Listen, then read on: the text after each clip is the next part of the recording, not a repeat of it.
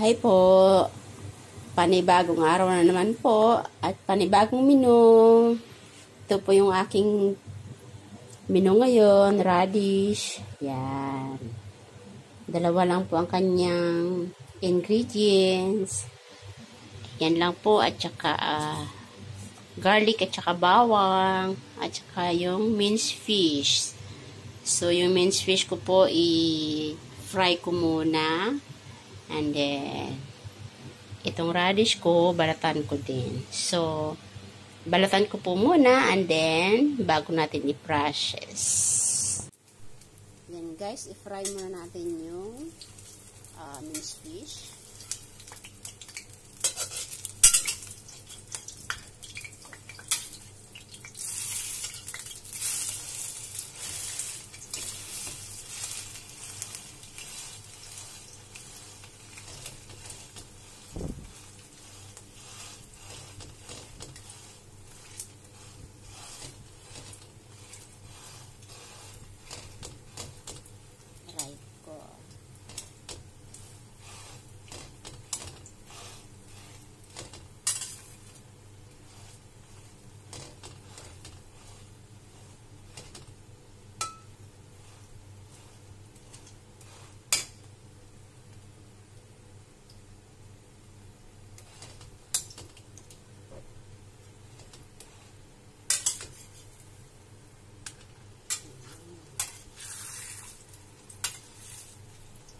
Golden brown po natin siya. Hindi pa siya golden brown.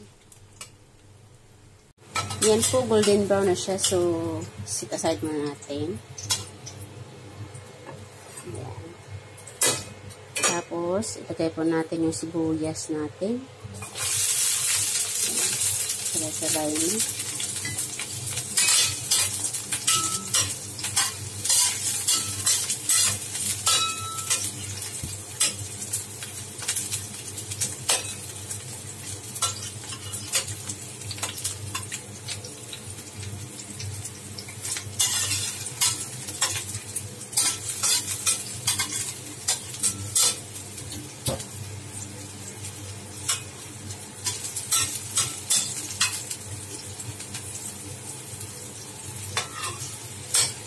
Ayan, mabango na po. So, lagyan natin.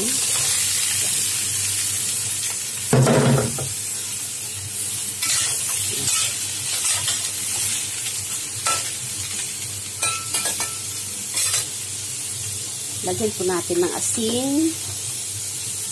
Ayan. Tsaka, tubig.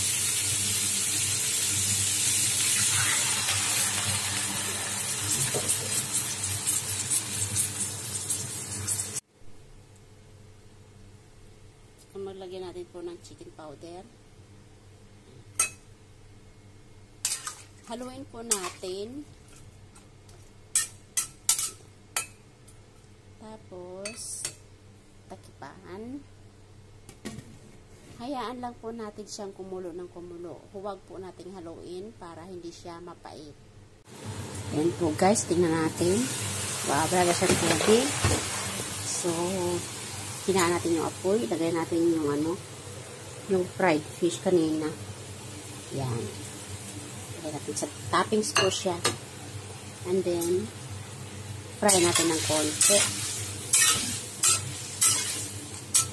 Okay na po. Pwede na po natin kainin.